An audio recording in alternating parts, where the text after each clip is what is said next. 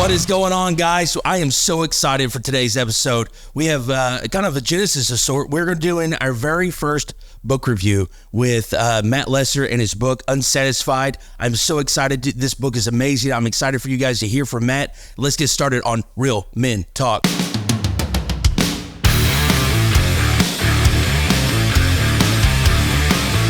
Welcome to Real Men Talk, discussing the tough issues facing men and their families every day. Here are your hosts. What's going on? Well, of course, we got Kyler with us. What's going on, Kyler? What's up? All right, and I want to introduce Matt Lesser. What's going on, Matt? How you doing? Proud to be a part of the show. Yeah, we're excited to have you on. This is exciting. This is exciting for everybody. I'm sure it's exciting for you getting to promote your book. It's exciting for us to have you on here, and this is really the first time we've ever done anything like this. And I was so excited after I had read your book. I was like, I am so glad that we're going to have him on here to talk about this, because the whole thing, your story, just your faith in Jesus Christ and all this. I mean, it's amazing. It's amazing. And so we are really looking forward to hearing about it. So before we get started, just give us your, where did this book come from? Yeah, no, that's a great question, and I appreciate the question. It's so a lot of it came out of my own story. It was one of those things that had been kind of percolating in my head for literally about a decade. And then and about 5 years before I started writing, it was one of those things that literally I said, God, I don't want to write this. And I literally prayed, take away this desire to write this book, because I knew how hard it would be to write a book. I'd never done that before. And I knew how much harder it was to get it published. And it was one of those things. Every time I prayed, I got more clarity. And so I got to the point of saying, okay, I'm not even going to pray about this, because every time I pray, I'm getting the wrong answer here.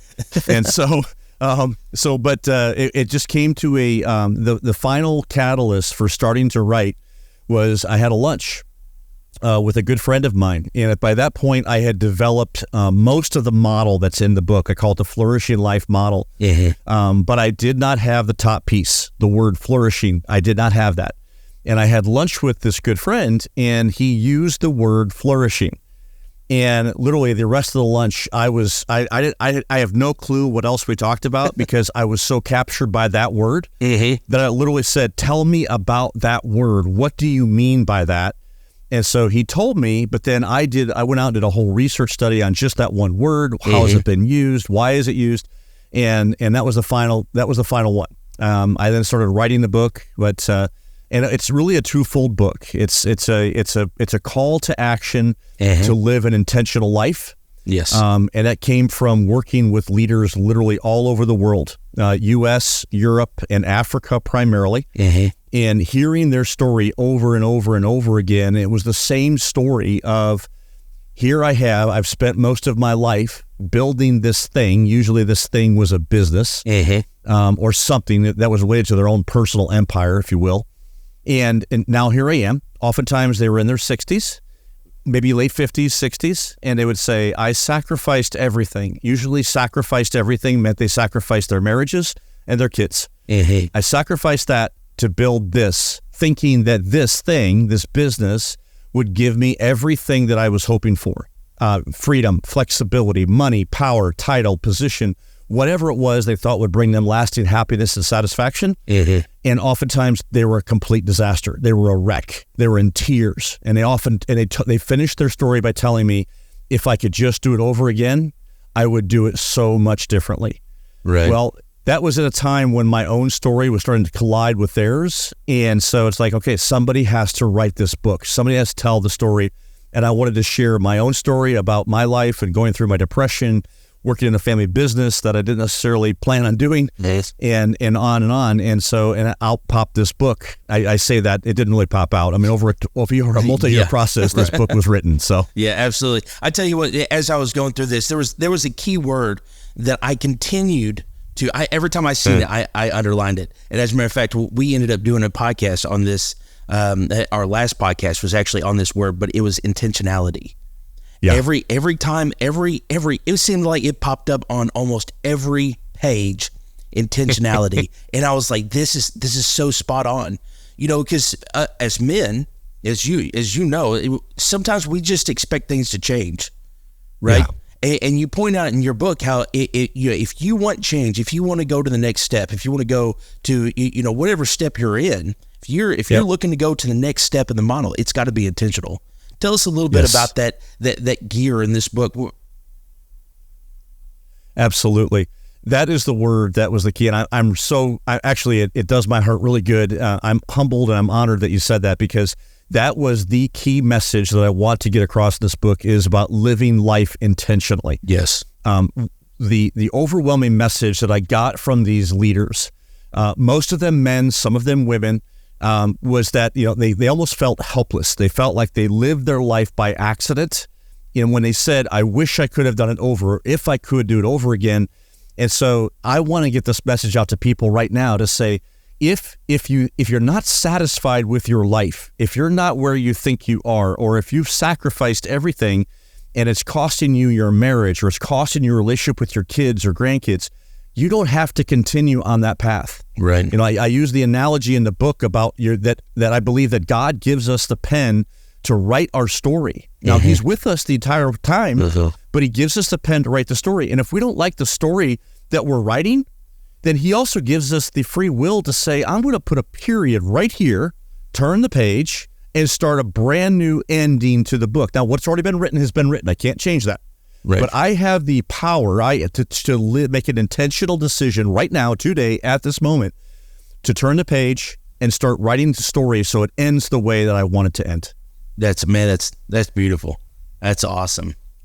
Kyler, you got any questions? So yeah, I got a few. Although I'm the rogue one, so I have questions written down. And I'm like, oh wait, I want to ask this one. So sorry in advance.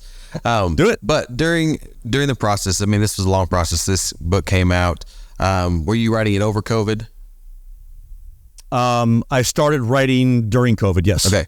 So were there any times, I mean, that was a hard process even to write through, because I mean, everything was closing down, but was there a time where you just wanted to shut it down, where you're just like, I'm done. I can't finish this book. I don't want to finish this book, because everything in this, I mean, there's this, you talk about some pretty hard concepts in this book. I mean, while you're going through this book, I just picturing you also going from, this aspect to like flourishing in a whole new level. So was there a time where you sought out in this book, you going from diminishing to flourishing? Oh, absolutely. And all over the place too. During the writing of this book, I was experiencing pretty much all those levels: diminishing, surviving, striving, thriving, and flourishing. But yes, there were many times, Kyler, that I would say, God, I'm done. I'm not writing this book. And there are also many times that I'm like, God, this isn't the book I want to write. Mm-hmm. I wanted to write a book on leadership. I wanted to write a book to leaders about leadership. Mm-hmm. And I would write a little bit, and I would close my laptop, and I would literally yell. I would oftentimes, if it was a nice evening, whatever, I'd write outside, and I would yell at God and say, this isn't the freaking book I want to write. Mm-hmm. This isn't what's happening here. Right.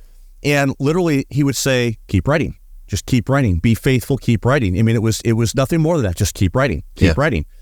And so, yeah, there's many times that I felt that way.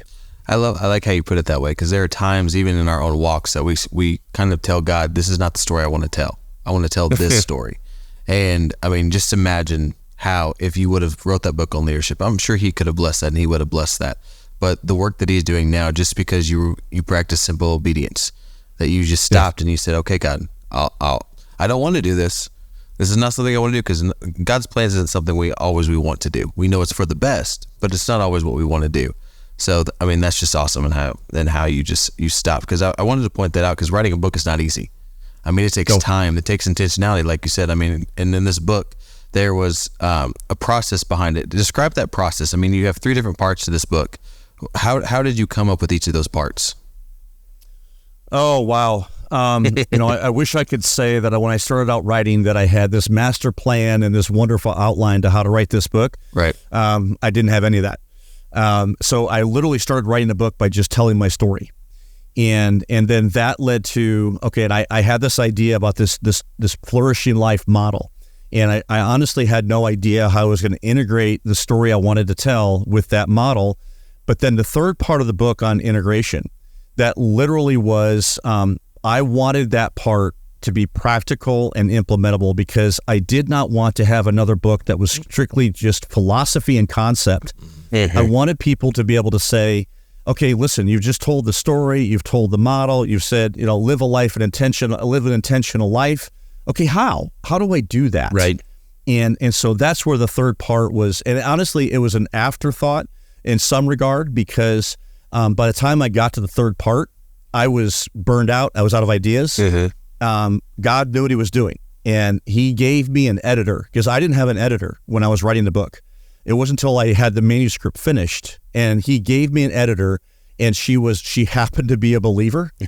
and so as we talked through it, she literally said, "What happened in part 3?" And I said, "I just ran out of gas." And she's like, "Yeah, it's obvious. Part 3's terrible." You always have brutal voice of reason. It was brutal. But she gave me ideas, and she helped coach me through how to write part 3 to integrate the first 2 parts. But without her, I don't honestly know what would have happened. Wow. So you have been, like you were talking, you've been all over the world. It's even in your book, how you've been in different businesses and you've done different things. And your model that you see here, how often do you find people in areas of so-called success, right, from a world point of view, living a diminishing life in the natural? So, unfortunately, I think you see it more than we might recognize. Mm-hmm. I think it's just when you have, and especially COVID changed society in many ways. Yes, it did. And I think we see now, I think what happened with COVID, it helped remove some of those blinders. It may have helped tear off some of the things that we kind of knew were there, but we didn't necessarily have to acknowledge. And I think one of them is this whole concept of being diminished. And, people that have just kind of given up on life, of saying, you know what, I'm not even going to try anymore. And so, it's kind of like, screw it. I'm just gonna, whatever happens. I'm going to exist. And if I live, fine. If I die, fine. And sometimes it really is that drastic. It's like, I don't care if I get up today and I don't live. Right. And I think that really is. And I think there's people all around us that are really, really struggling emotionally and mentally and spiritually. And I think we have a higher calling, a call to action, to try to help them realize there is so much more to live for. Yes, there is.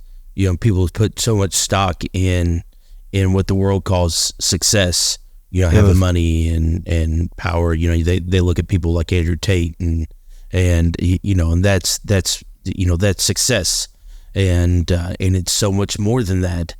And you really point that out in your book. When you start talking about really flourishing versus just even a natural,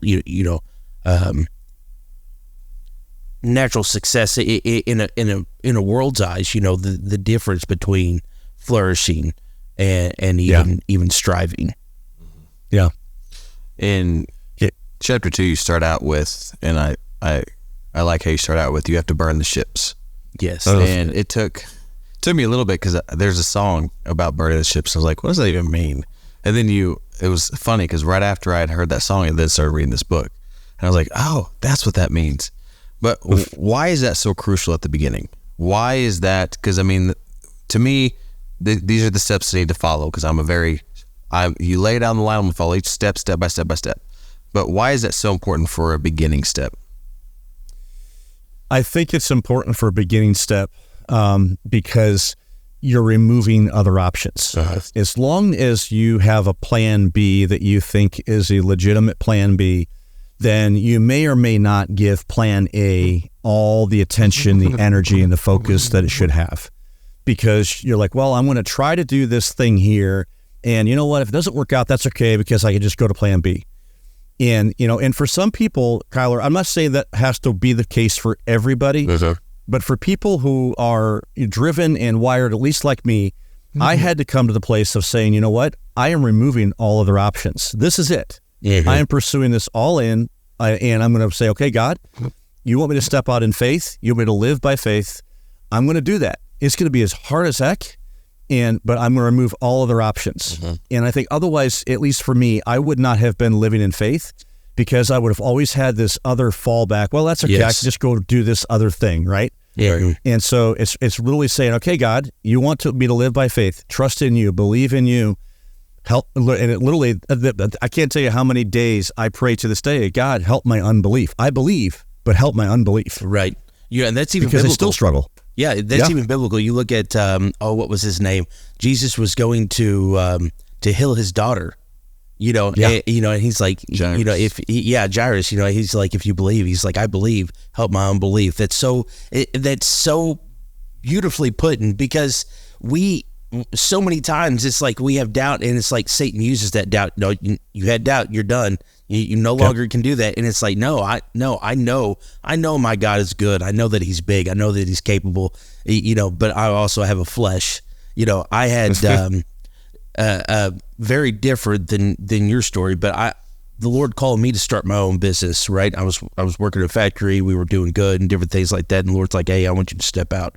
And I'm like, Lord, but I don't want to step out. I've got a 401k. I've got a good salary. I've got all this good stuff, and I've got 6 kids. If this thing fails, I can't. It doesn't work. What am I supposed to do? And I remember God being like, hey, I'm telling you. And I pushed it off for months, right? I just pushed it off and drug my feet to the point I was absolutely miserable, because I knew I didn't belong there. I knew what God was calling me to do. I was miserable at work, and finally I stepped out and I bombed. And I was like, God, what are we doing? I know this is what you wanted me to do. And then what I thought, what I was supposed to do, right, led to another thing that led to another thing to where now, I'm running I wouldn't say it's necessarily successful, but I'm able to pay my bills. So that's a good thing. That's a good thing. That's a good thing. But God, what God had done through that, even the podcast, come out of that obedience, the men's ministry that we run and all that stuff, all was birthed. There was so much ministry that was birthed out of that. And it was fantastic. Matt, That's this is going so well, man, and I appreciate you being here. We're going to take a little break, and when we come back, I've got some more questions for you, all right? We'll be right back after this. This portion of Real Men Talk is brought to you by the Jeweler's Bench. They are a full-service jewelry store offering many styles of gold, silver, diamonds, and gemstones. And all jewelry repair is done in-house, so you can get your treasured pieces back as soon as possible. They are also a licensed Citizen Watch dealer. Make sure to visit them today at 1353 North Westwood or call 573-686-1522. Call or stop in and thank them for bringing you Real Men Talk. If you want to join in the conversation, join us on Thursday nights at 6:30 p.m. We gather with other like-minded Christian brothers to discuss hard-hitting topics that affect men on a daily basis and use a biblical approach to overcome common strongholds that affect our families. We show men the importance of being the spiritual leader of their home and what it means to be a real man in the eyes of Christ. Join us at the Palace of Praise, located at 1400 Herschel Best Boulevard in Poplar Bluff, Missouri. We meet in room 400 every Thursday. Come be a part of the discussion. Okay, no problem. Who was that on the phone, dear? That was the pastor of the church around the corner. He was just wondering if it was okay to stop by for a quick visit. I told him sure. You told him what? A pastor coming over here? Yeah, we're not doing anything. Sometimes we get nervous when we're around someone we consider more righteous than ourselves. Quick, you hide the magazines, I'll lock the movie drawer. Do what? And watch your language. Watch my language? Kids, stay in there and do not come out until we say. Okay. Dear, it's just a pastor. He's just dropping by for a quick visit. Maybe we need to get rid of all of our champagne. Dear, we only have sparkling cider. Oh, well, that explains a lot. If you feel the need to clean up your act around a righteous person, think what it'll be like to stand before a righteous God. Jesus died so we can have a one-on-one relationship with God and stand before Him unashamed. Have you trusted Jesus with your life? Another message from Lifeline Productions, the comic strip of radio, at lifelinepro.com.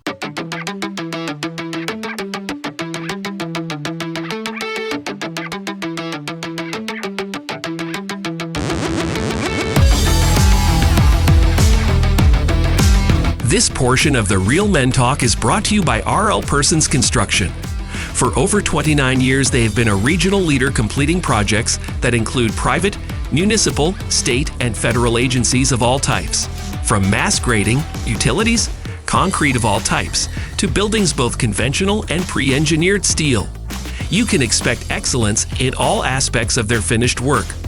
Contact them today at 573-686-1323 and let them know you appreciate them bringing you Real Men Talk. If you have a question about this week's show, please drop us an email to realmen@palaceofpraise.com. We would love to hear from you. And now back to the show with Anthony and Kyler. All right, and we are back. We are so excited. We're back here with Matt Lesser, and I've got a question for you. I'm gonna jump right into a tough one here. So as I was reading through your book, there was a space you were telling your story, and you talked about going. You were in a really dark time, and you talked about going and seeing a friend, and then as soon as you got home, your mom, was like, "Hey, let's go for a cup of tea," and you were talking about and something that he had said. That you kind of paraphrased the conversation you thought that they would have had on the phone, and you would have thought he'd said something like, if you don't do something, he's not going to be here tomorrow. And so kind of run us through that. I know that may be a little bit painful, but kind of run us through that. No, happy to. So I'll go back just a little bit. So when I graduated I went to school for business. I graduated from college, and I really had no intentions of working in the family business, but I needed a job. And so about a year and a half into that, I actually went in to resign and told my dad, listen, one of us needs to go. All right, we're oil and water, and I don't think you're going to go because you own the stock, so I'm leaving. And he actually flipped the table on me, and he left. And he divorced my mom. They've been married for 29 years, and he moved 1,200 miles away. My middle brother moved with him, and he signed the business over to me. Well, that should have been a red flag, but here I was. I was a 25-year-old kid, and cocky and arrogant, and hadn't experienced enough life yet to know better. And the business immediately began to fall in hard times. I mean, big. And I just encountered one problem after another. With each problem, I got sicker and sicker and sicker, and I spiraled into a clinical depression. I had panic attacks. I didn't know any of this terminology. I wasn't sleeping, anxiety, panic attacks. And so to the point that I was going to take my own life. And that's where the morning that I decided to take my life, I actually went into my office. I hadn't been in my office at that point for probably 3 months, and was going to write 3 letters, one to my mom, one to my little brother, and then one to my bride, who we've been married at that point for just a little over a year. And before I did, I had this thought that I had a life insurance policy that my parents took out of me when I was a kid, but I knew nothing about it. And so rather than calling my life insurance agent, who was a family friend of my mom's for many, many years, I drove to his office, and I walked into his office. He happened to be in that day. I spent 15 minutes with him at most, and was asking questions. I was looking for a suicide exclusion clause. I don't remember ever using that word, though. And I left, drove back to my office. When I got back to my office, it picks up where you talked about. My mom greeted me at the door, said, "Hey, let's go have tea." And I did not find out until years later what happened after I left his office. I left his office. He picked up the phone and he called her. And he just said, "Jean," her name was Jean. "Jean, I just saw your son. I know that things are a mess. I know that your husband left. I know his dad left. Things are just an absolute mess. But none of that matters right now because I just saw your son. And if you don't do something today, he will not be here tomorrow." And that's what prompted her then to pick the phone up and call the only other person that she knew of that went through something like that about a decade prior to when I went through it. And that's the person that she took me to see that afternoon. Wow. Just shortly after that, after you talk about going and seeing this person and getting help, you mentioned that your wife didn't know anything about this. And you talk about being, you thought you had to be macho. You thought you had to hide all that stuff in. And I really want to point out this point because as a man, as men, this is how we operate, right? This is a global problem in a man's life. Culture has told us that we are to keep these things in. We are to hide these things. We're not supposed to show any weakness. We're not supposed to show any things. And I love how vulnerable you were at that point, and being able to, because so many men need to hear that. Kind of expand on that a little bit, please. Yeah, happy to. Yeah, again, I didn't know what it was I didn't know what it was to be a man. I was just kind of, haphazardly going through life. My dad hadn't really been around since I was probably in middle school. And, here I was married my elementary school sweetheart. We did all through high school and college. And so we're going through this hard time, and I had no idea what it was to invite her into this. I had no idea what it was to do life with her. Instead, they had these messed up images of what it was to be a man. And I thought it was, well, I got to be macho and I got to be the knight in shining armor. And there's I can't ever have any problems or ever let my, nobody ever let me, the old commercials of, you never let them see you sweat, right? Right. And so those were the lies that I believed. And so I was doing the best I could to try to protect my wife. I thought I was protecting her from it. I later learned when she was finally brought into it, and then she and I were in counseling together for 6 years. And so very grateful for that, because that allowed us then to rebuild and build a new foundation that we would have never had otherwise, probably. Yes. And so that's where I began to learn that being a husband means about doing life with my wife. It isn't about doing it separately from her. Being a real man means I can admit when I'm scared. I can admit when I'm freaking out. I can admit when, I don't have the answers. It's okay to say, I just don't know.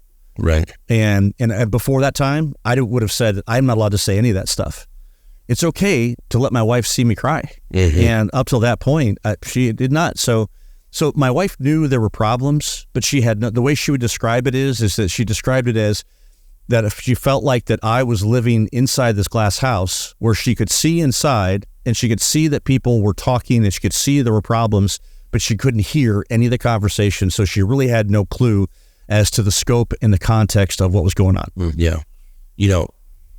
Counseling men and different things like that. Like I do sometimes. I hear almost that exact analogy sometimes from wives. It's like, they can see through a glass, but they have no idea, who they are on the other side, or or what's going on the other side of that glass.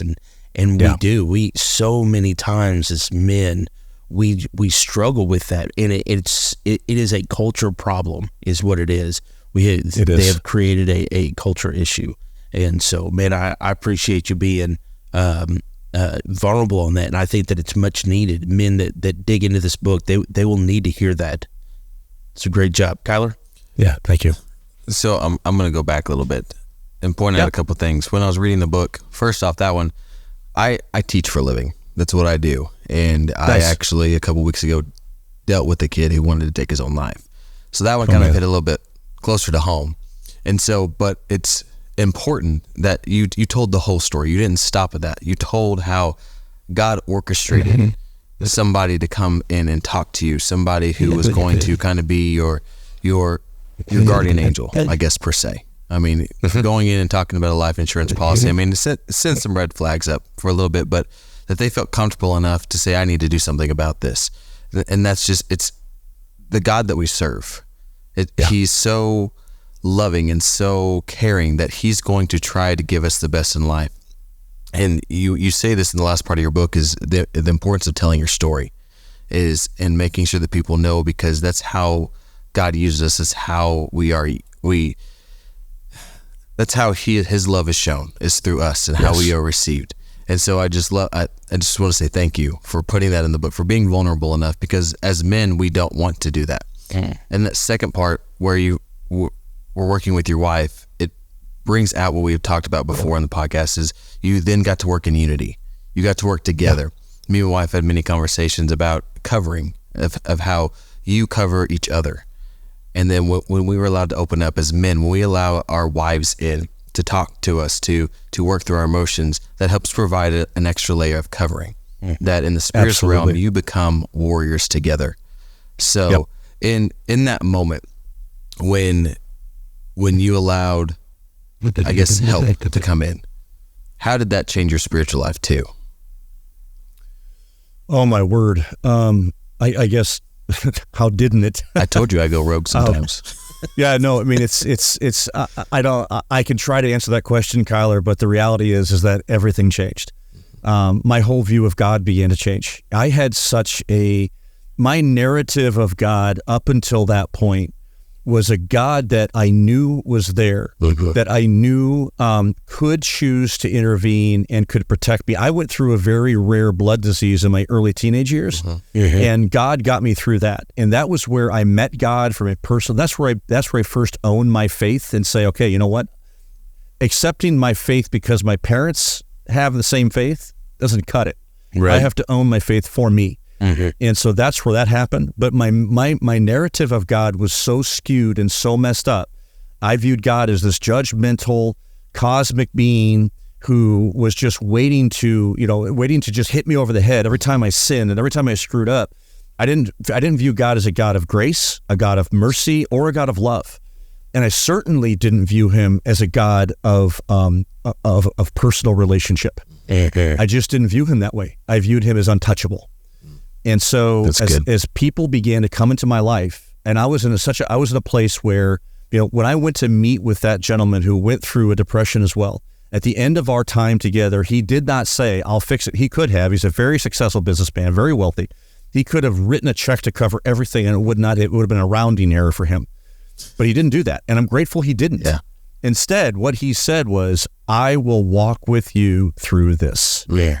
And that's all I needed to hear. And he did. And he was faithful. He was by my side. He got me help. He met with me. He mentored me. And as these men poured into my life, there was about a half dozen men then who came around me.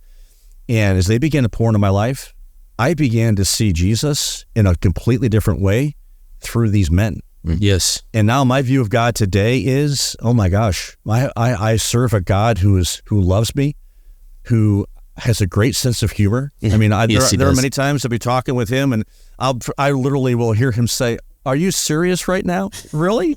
and so so I just view God so differently. It completely changed my mindset about who He is. Yes, and it still is affecting me to this day. Yeah, it's something that you said there that I really want to expand on is the men that come and surrounded you. Something that I iterate to the men in my men's group and the men that I talk to is the importance of having men in their lives to pour into them, to surround. The Bible talks about iron sharpens iron.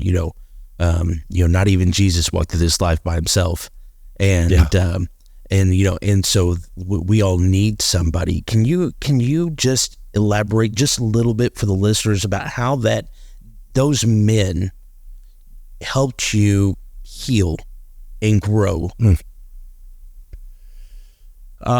Yes, absolutely. I think the biggest thing for me was I did not trust men because of my dad. I didn't trust men, and honestly, I didn't feel like men loved me or that I was worthy of a man's love. And so when these men came around me in such a time where I had nothing to offer, I could not repay anything that they were willing to do.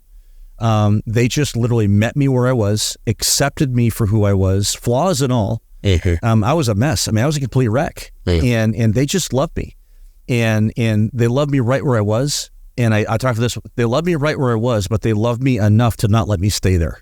Right.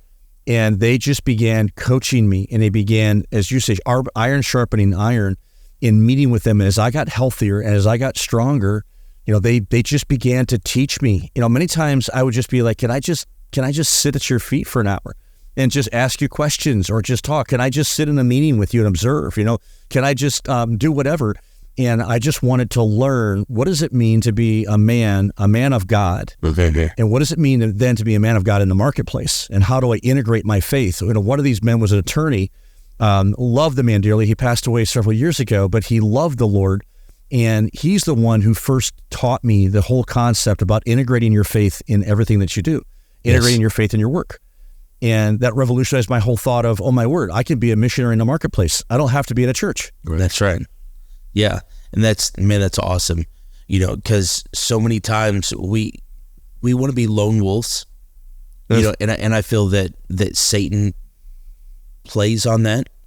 Oh, yeah. I tell men all the time, I could always tell when something's wrong because we isolate ourselves, right? Yep. Every time. Amen. And I'll go up to it and I'll be like, hey, everything all right? And I get those dreaded words, I'm fine. And and every time I'm like, no, you're not. What's wrong? You know what I mean? Like, like it's like a script. You mean that they're following, and we play into that so much. And the reason why, one, a godly man is dangerous to Satan. Yep. And so he knows that if he can isolate him, the isolated one, the weak one, is easy prey. When we're our own, and stuff like that. And that's something that we reiterate extremely a lot here. Because the whole purpose behind this podcast is to build godly, courageous men, to build leaders. Oh, man. in their homes, in their communities, and in their churches. That's the voice of this podcast. And so, man, it was that was so good. That was good, Matt. Man, I'm telling you, I love the book. I read the book. I love the book, guys. You should go get this book. Thank you. Unsatisfied. Tell us how they can get a hold of you. Yep. So my website is www.uniquelynormal.com. My email, Matt, M-A-T-T, @uniquelynormal.com. And you can find all the information there about this book. I have a second book coming out in October. It's a follow-up, but it's written more towards leaders and organizational leadership. It's called Unengaged, Building Flourishing Organizations. So there'll be more information about that and a link to where you can get that. Unsatisfied is available on Amazon, and so you can look it up there. Yeah, and we'll put all that stuff in the show notes and your website and all that good stuff we'll put in the show notes. Thank you. Matt, any closing words you want to give? Choose to live life intentionally. There's no other way. Live life intentionally and live it all in for Jesus Christ. There's Amen. no other way to live. Amen. All right, man. Listen, if you got any questions about what you heard today, you want to get more information about Matt, we're going to be in the show notes. You can also email us at realmen@palaceofpraise.com. You can find us on Facebook, Twitter, Instagram. Know that Jesus is for you. He wants to see you succeed. He loves you. And as always, I want to end in a prayer. Holy Spirit, guide us to be leaders of our homes, of our communities, and of our churches, and teach us to be godly, courageous men. In Jesus' name, amen.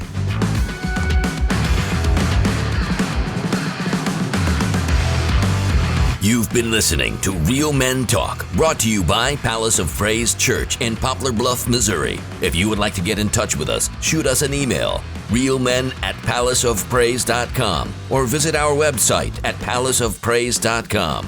If you're a man age 16 and up and would like to be a part of the conversation, join us at the Palace of Praise every Thursday night at 6:30 p.m.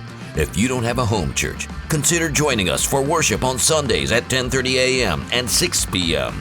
Palace of Praise is located at 1400 Herschel Best Boulevard in Poplar Bluff, Missouri. New episodes of Real Men Talk drop every Thursday at 5 p.m. You can find us at iTunes, Google Play, Spotify, Anchor.fm, Amazon, and more. Real Men Talk is a production of Palace Media Service. Real Men Talk has been brought to you this week by RLP Construction in Poplar Bluff, Missouri. For commercial contracting of all types, see RLP Construction today. And by the Jeweler's Bench in Poplar Bluff. They are your one-stop shop for all your fine jewelry needs. They also do in-house repair and are your Citizen Watch dealer. Make sure to thank our sponsors for bringing you Real Men Talk.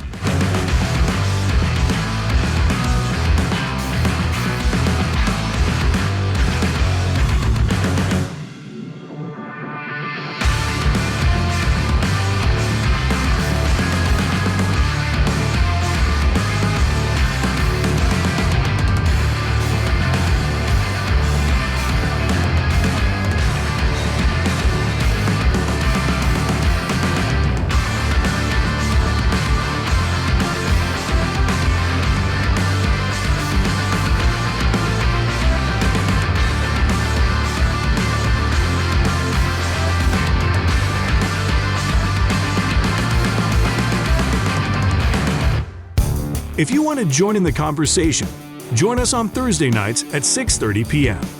We gather with other like-minded Christian brothers to discuss hard-hitting topics that affect men on a daily basis and use a biblical approach to overcome common strongholds that affect our families.